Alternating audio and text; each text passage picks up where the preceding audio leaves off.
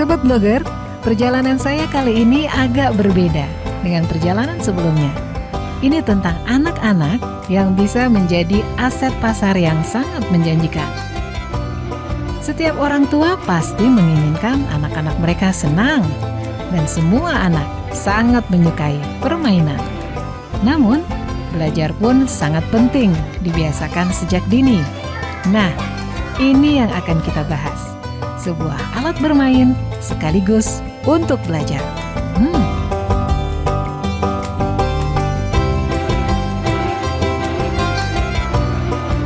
Sobat Blogger, mainan memang menyenangkan bagi anak-anak. Namun belajar pun harus dibiasakan sejak dini. Dan adanya mainan edukatif ini tentunya akan menunjang keinginan para orang tua agar anak mereka bisa bermain sekaligus belajar.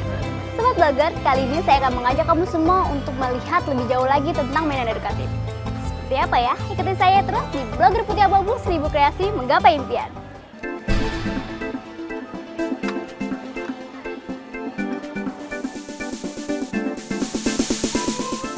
Sobat Blogger, hampir semua anak-anak suka sekali bermain. Tapi bermain seperti apa ya yang bisa memberikan dampak yang baik untuk perkembangan anak-anak ini? Jawabannya adalah mainan edukatif.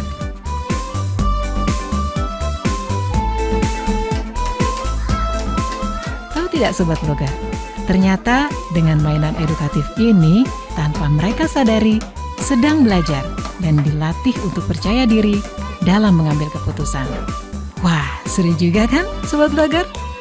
Berdasarkan manfaat itulah, maka mainan edukatif memiliki potensi pasar yang menggiurkan Sobat Blogger. Karena para orang tua seperti berlomba-lomba ingin memberikan mainan edukatif yang bermanfaat ini. Maka permintaan akan mainan edukatif ini pun cukup besar. Dan ini merupakan tantangan tersendiri bagi pengrajinnya. Untuk menjawab tantangan itu, para pengrajin pun menerapkan pola kemitraan untuk mengembangkan usaha kerajinannya. Dengan pola kemitraan ini, maka seorang pengrajin akan mendapatkan bimbingan dari pengrajin yang lebih besar atau berbagi pengalaman. Dengan begitu Sobat Blogger, para pengrajin akan dapat mengembangkan usahanya ke arah yang lebih maju.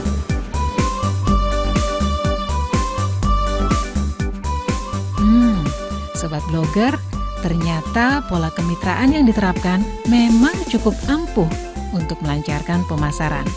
Seperti narasumber kita ini nih, yang mampu memasukkan produksi mainan edukatif pada toko besar seperti ini. Nah, seperti apa ya komentarnya? Selamat pagi Bapak. Kenalkan, saya Debbie dari Blogger Putih Abu-Abu. Bapak boleh mengganggu waktunya sebentar? Boleh. Nah Bapak, untuk peluang usahanya sendiri bagaimana sih mainan edukatif ini? Nah, kalau bicara peluang itu sangat besar sekali karena penduduk kita yang hampir 200 juta orang itu Banyak sekali ya Pak ya? hanya sedikit sekali yang kita produksi. Jadi kalau dibandingkan dengan jumlah penduduknya itu masih sedikit sekali. Gitu. Jadi potensinya masih luar sekali. Potensinya seperti apa? Jadi begini, saat ini produk yang kita produksi itu dari permintaan yang ada itu hanya 2%. Hanya 2% ya Pak ya? Hanya 2%. Jadi kita pernah itu hitung-hitung dari Menteri Perdagangan itu, mereka impornya itu barang untuk mainan aja itu hampir 50 juta US dollar dalam setahun. Nah, sedangkan kalau produksi mainan kayu itu nggak ada sampai 2%-nya. Oh, seperti itu ya Iya, Pak? jadi bisa dibanding itu berapa besar potensi kita yang bisa kita isi lagi mainannya dengan yang ada sekarang. Seperti itu Pak. Nah, bagaimana sih Bapak membangun pola mitra itu tersebut? Ya, membangun mitranya itu sejak 4 tahun yang lalu. Kita mulai dari yang dekat-dekat dulu, Mbak. Udah deket dulu ya Pak ya, yang contohnya pasar dulu ya. yang teman, tetangga gitu ya. Terus udah nanti semuanya udah kisi, baru kita buka lagi. Kita tawarin ke toko-toko yang ada gitu ya. Ya awalnya nggak mudah seperti saat ini, karena apa, mereka dulu waktu melihat namanya mainan kayu, yang ada di benak mereka itu pasti mahal. Iya. Wah, ini pasti mainan mahal. Tapi Karena belum mengenal ya Pak ya. iya, karena belum mengenal. Nah, kita ajarin mereka gimana nih produk ini sebenarnya nih masih bisa kok dibeli oleh orang Indonesia biasa yang ya, Pak ada ya. gitu ya. Nah, kita ajarin mereka, akhirnya mereka punya rasa percaya diri buat produk, jual produk Jadi lokal seperti itu sendiri ya gitu. Pak ya. Sobat Blogger, mainan-mainan edukatif ini memang memberikan tantangan tersendiri buat kita yang memainkannya. Lalu bagaimana ya cara membuatnya? Sesaat lagi kita akan melihat bagaimana cara membuat mainan edukatif.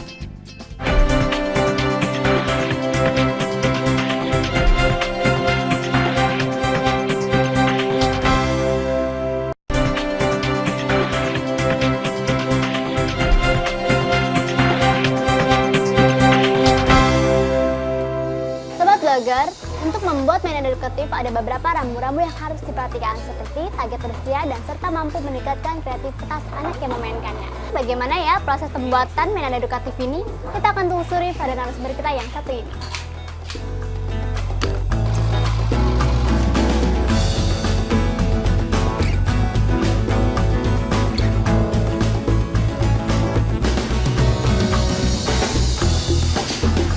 Nah, ini sini tempat kita bikin mainannya. Nah, Sobat Blogger, di sini adalah tempat proses pembuatan mainan edukatif. Nah, Bapak, proses awalnya pembuatan mainan edukatif ini apa sih, Pak? Ya, yang pertama yang paling penting itu kita harus siapkan dulu pola.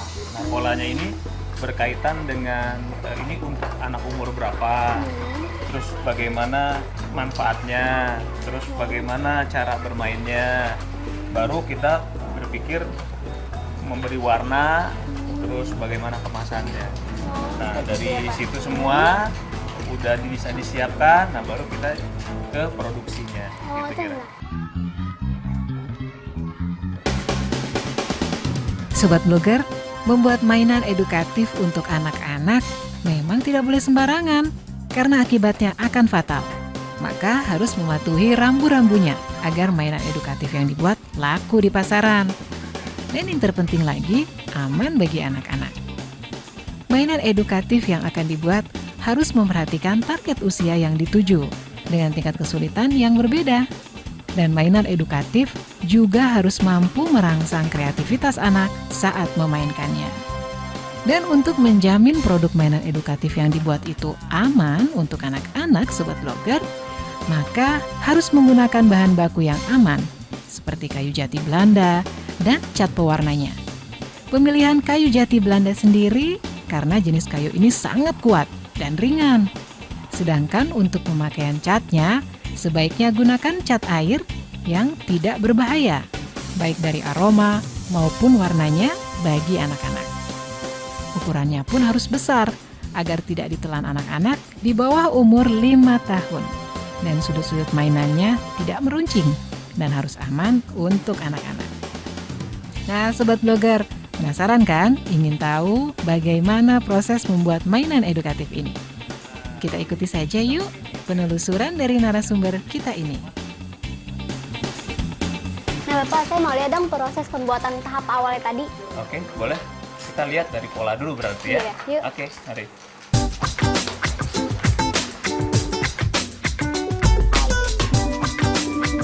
Tahapan awal yang dilakukan adalah membuat pola atau gambar yang akan dijadikan bentuk dasar dari mainan edukatif ini. Pembuatan pola atau gambar ini bisa dilakukan dengan menggunakan bantuan program desain yang ada di komputer. Dan pemilihan gambarnya harus yang dekat dengan dunia anak, seperti gambar-gambar binatang, pohon, rumah, dan sebagainya. Setelah gambar sudah ditentukan, kita bisa mencetaknya di atas kertas yang kemudian digunting sesuai dengan ukuran gambar yang dibuat. inilah yang nanti akan kita tempel di kayunya. Oh, akan ditempel ya Pak? Iya, setelah ditempel di kayunya nanti baru proses pemotongan. Nah Bapak, saya mau lihat nih bagaimana proses pemotongannya. Oke, kalau pemotongannya berarti kita harus pindah ke bagian Ke belakang. pemotongan. Oke, Ya. Pak, yuk. Oke.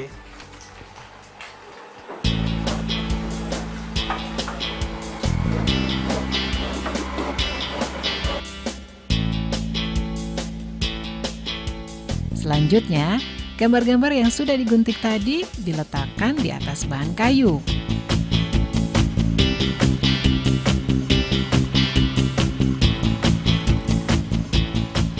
Dan kemudian dipotong mengikuti pola atau gambar dengan menggunakan mesin gergaji khusus yang bernama roll shell.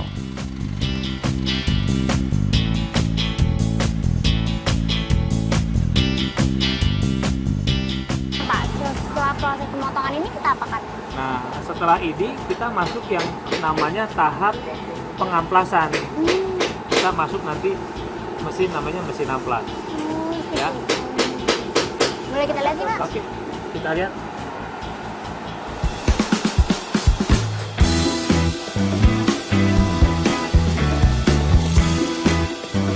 Tahap selanjutnya, Sobat Blogger, setelah bahan kayu itu sudah sesuai bentuknya dengan pola gambar, harus diamplas untuk meratakan bagian-bagian yang kasar.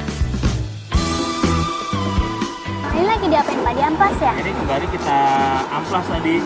Setelah diamplas permukaannya udah halus, tapi ada bagian dalamnya itu yang harus kita lebih haluskan lagi. Dihaluskan lagi ya Pak? Ya? Contohnya seperti ini, jadi nggak ada serat-serat yang keluar.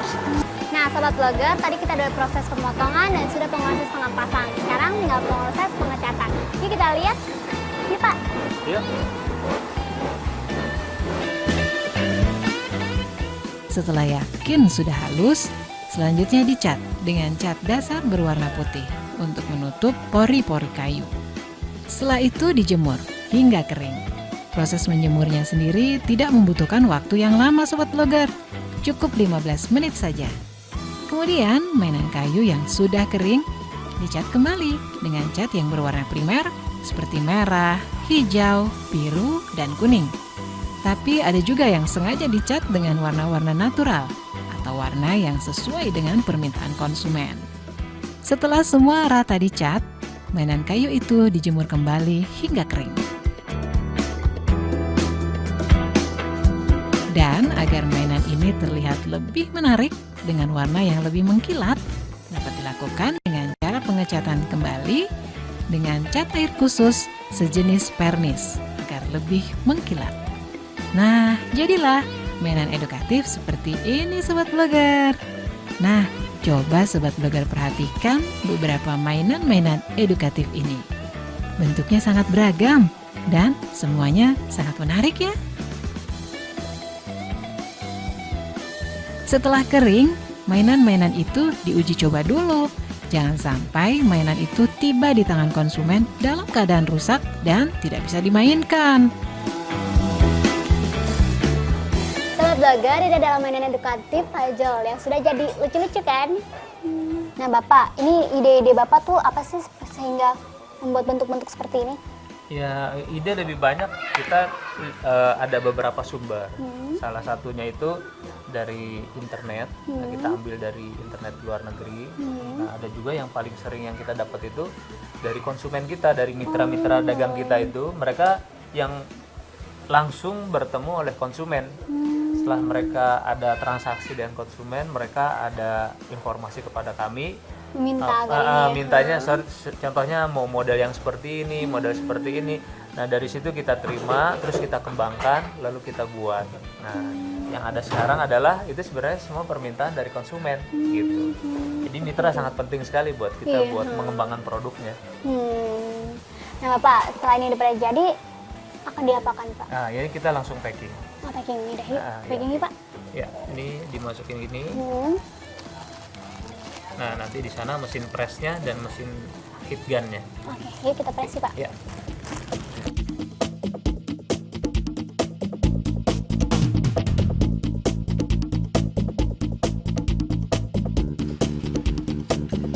Selanjutnya, masuk pada tahap pengemasan sesuai dengan kelompok mainannya. Pengemasannya dengan menggunakan plastik sebagai pembungkusnya yang dipanaskan dengan hair dryer. Dan proses selanjutnya, mainan-mainan edukatif ini sudah siap dipasarkan.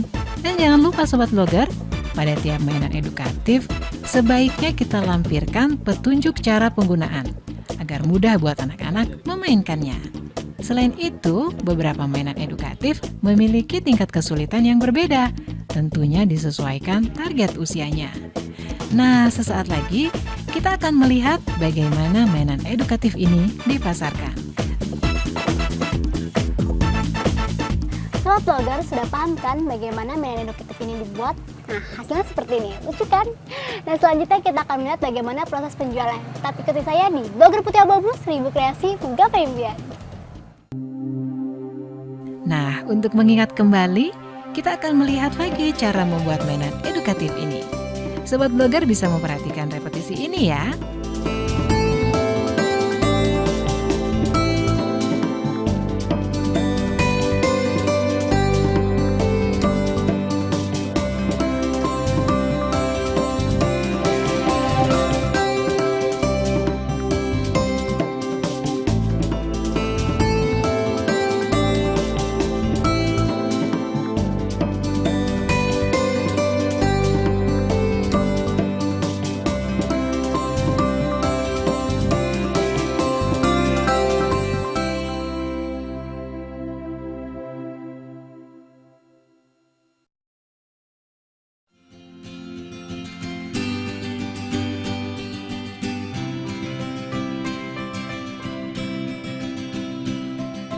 Nah, Sobat Blogger, saya ingin berbagi tips bagaimana cara memilih mainan edukatif di toko-toko mainan. Sobat Blogger, tips kali ini untuk memilih mainan edukatif yang aman bagi anak-anak. Pilihlah mainan edukatif yang tidak berbau, karena yang berbau, bahan kimia sangat berbahaya untuk anak-anak.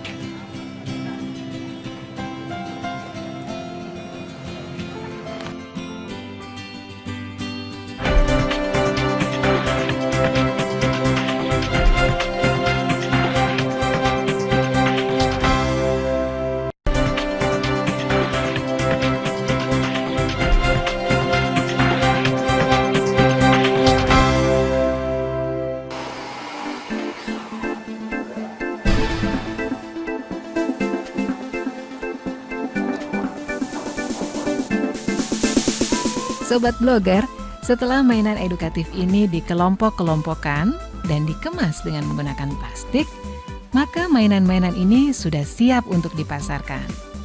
Dan proses pemasarannya bisa dilakukan dengan cara menjalin kemitraan dengan mitra-mitra penjualan yang akan menjualnya kepada konsumen.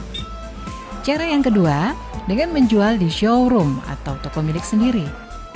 Dan harus diperhatikan, untuk menjual mainan edukatif di toko, harus menyediakan tempat untuk memajang mainan-mainan ini atau display yang ditempatkan di depan toko agar pengunjung yang lewat bisa melihat dan tertarik untuk membelinya. Di samping itu, penjualan dengan menggunakan media online, yaitu dengan mempromosikan mainan-mainan edukatifnya melalui website yang dibangun sendiri. Dengan cara ini, potensi pasar semakin terbuka dan bukan hanya menangkap pembeli lokal, tapi juga pembeli dari luar negeri. Wow, keren kan Sobat Blogger? Ternyata mainan-mainan edukatif sudah melanglang buana. Dengan membuat mainan edukatif ini, bukan hanya mendapatkan keuntungan materi, tapi juga kepuasan karena ikut serta mendidik anak-anak dengan mainan yang bermanfaat buat mereka. Ini salah satu agen Bapak ya? Iya, salah satu agen pemasaran kita yang cukup agresif juga penjualannya. Nah Bapak, untuk menganalisa laba ruginya seperti apa sih Pak? Ya, untuk modal yang harus disiapkan ya dalam display seperti ini, minimum itu kita punya uang 4 juta untuk modalnya. Nah, dari 4 juta itu kita bisa penjualan kotornya sampai 8 juta dalam per bulan. Jadi kira-kira untung kotornya itu sekitar 4 juta. Oh, kotornya 4 juta? Iya. Nah Bapak, ada nggak kiat-kiat untuk Sobat Blogger yang ada di rumah? Iya, untuk kiat-kiat yang paling utama itu kerja keras dan ketekunan dalam menjalankan usaha ini. Ya, selain itu juga harus coba bisa menerima informasi dari konsumen. Dari konsumen itu nanti kita akan terus mengembangkan produk-produk baru sesuai kebutuhan konsumen. Bapak, terima kasih banyak Oke. sudah memberikan informasi bagi saya dan sobat blogger yang ada di rumah. Terima kasih banyak ya Bapak ya. Terima Sama. kasih. Ya.